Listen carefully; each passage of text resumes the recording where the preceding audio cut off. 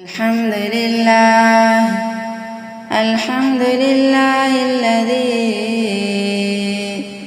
أنعم علينا بنعمة شهر رمضان وكتب علينا الصيام وسيلة لدفع السيئات والعصيان.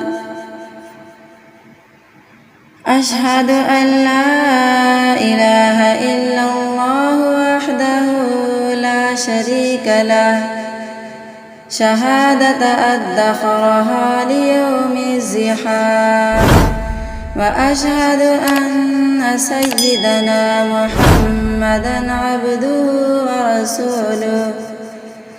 أما بعد، فأعوذ بالله من الشيطان الرجيم. بسم الله الرحمن الرحيم.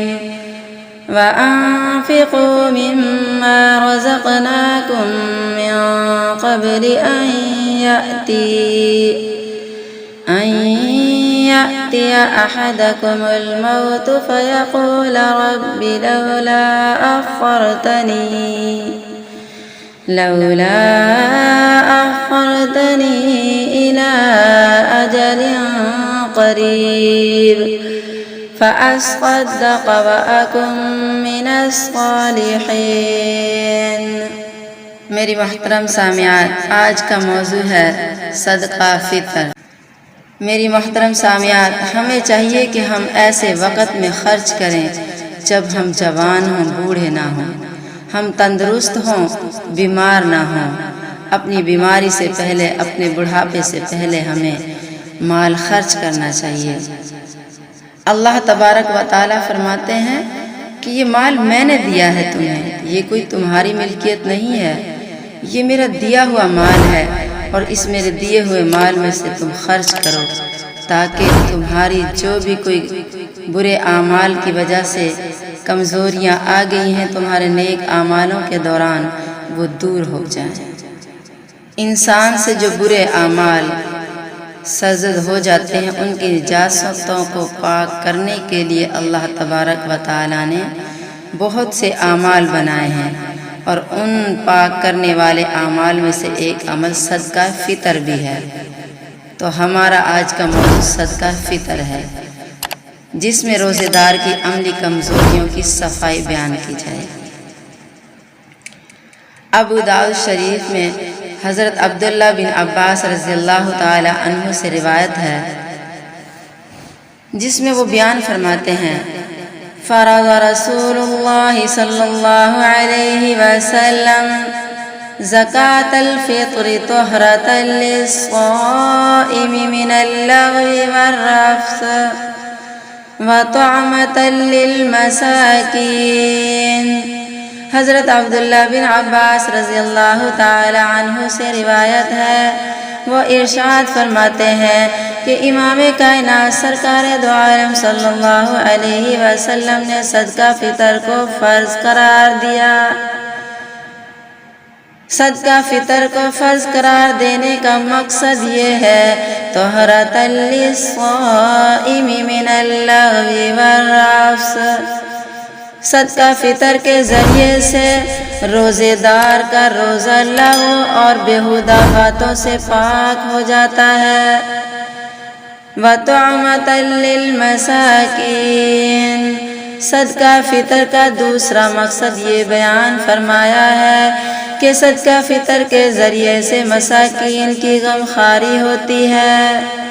مساکین کے کھانے پینے کا، ان کے لباس کا بندوبست ہو جاتا ہے. من اداها قبل الصلاة فهي زکاة مقبولہ.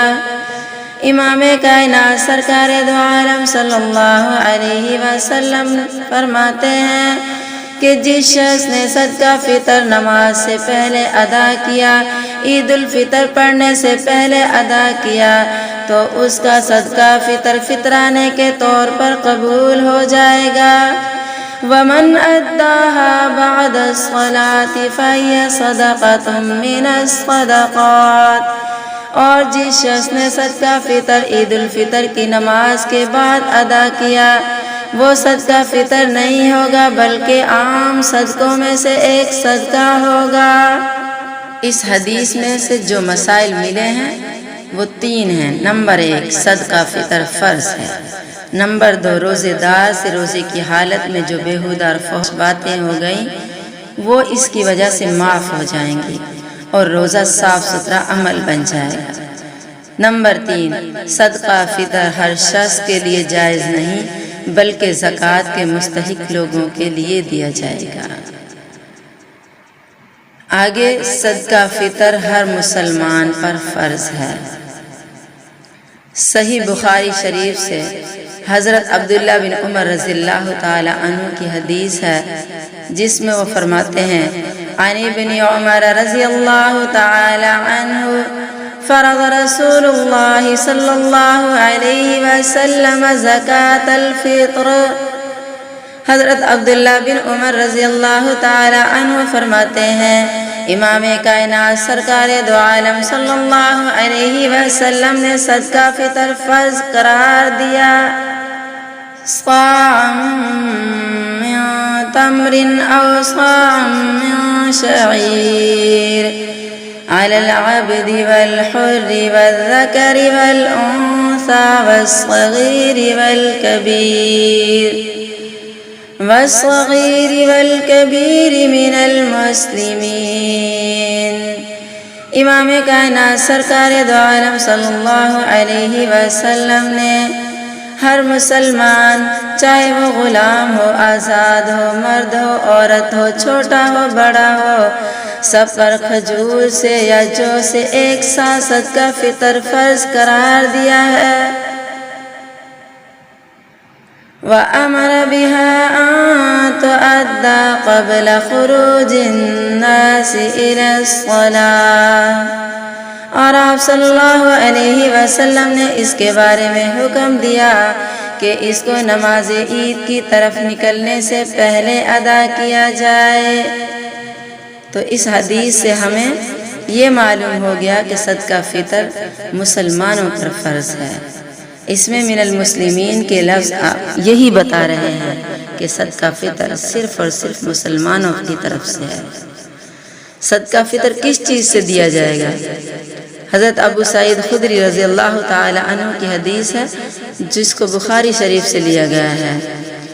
عن ابی سعید خدری رضی اللہ تعالی عنہ كنا نخرج زكاة الفطر في زمان النبي صلى الله عليه وسلم صاعا من طعام أو صاعا من شعير أو صاعا من تمر أو صاعا من عقط أو صاعا من زبيب۔ حضرت ابو سعید خدری رضی اللہ تعالی عنہ ارشاد فرماتے ہیں، ہم نبی کریم صلی اللہ علیہ وسلم کے زمانہ مبارک میں طعام سے ایک سا ادا فرماتے تھے، جو سے ایک سا، کھجور سے ایک سا، پنیر سے ایک سا، اسی طرح منقہ سے ایک سا صدقہ فطر نکالتے تھے۔ اس حدیث سے یہ ثابت ہوا ہے کہ تمام اجناس سے پورا سا فطرانہ دیا جاتا ہے۔ حضرت امیر معاویہ رضی اللہ تعالی عنہ حج یا عمرہ کر کے لوٹے اور لوگوں کو خطبہ ارشاد فرمایا جس میں انہوں نے فرمایا، ان مدین من سمراء الشام تعدل صاعا من تمر فاخذ الناس بذلك۔ حضرت امیر معاویہ رضی اللہ تعالی عنہ نے اپنے خطبے میں ارشاد فرمایا، شام کی گندم کے 2 مد کھجور کے سا کے برابر ہیں۔ تو پھر لوگوں نے یہی طریقہ اختیار کر لیا۔ جو اب گندم کے تقریباً 2 کلو احتیاطاً دیا جاتا ہے، ویسے 1.25 کلو لیکن احتیاطاً 2 کلو کھجور، کشمش، چھوارا، جو ان سب کے 4 کلو دیے جائیں گے۔ تو اس میں صدقہ فطر ادا کرنے والوں کی 3 اقسام ہیں، ادنا، اوسط، اعلیٰ۔ ادنا درجہ کے لوگ صدقہ فطر گندم سے ادا کریں گے، 2 کلو گندم دیں گے یا پھر اس کی قیمت۔ اسی طرح اوسط درجہ کے لوگ چھوارا جو کی قیمت ادا کریں گے، کھجور کی قیمت ادا کریں گے۔ اور جو اعلیٰ درجے کے لوگ ہیں، جو بہت زیادہ امیر ہیں، کروڑ پتی لوگ ہوتے ہیں، تو ان کو چاہیے کہ وہ اپنا صدقہ فطر کشمش کی قیمت سے ادا کریں۔ انسان کو کنجوس نہیں بننا چاہیے، بلکہ اپنی حیثیت کے مطابق صدقہ فطر ادا کرنا چاہیے۔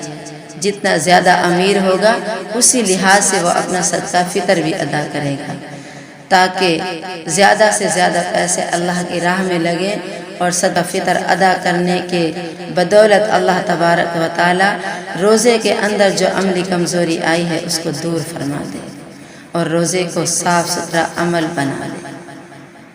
تو اللہ تبارک و تعالی سے دعا ہے، جو کچھ کہا ہے اللہ ہمیں اس پر عمل کی توفیق نصیب فرمائے۔ وآخر دعوانا ان الحمد للہ رب العالمین۔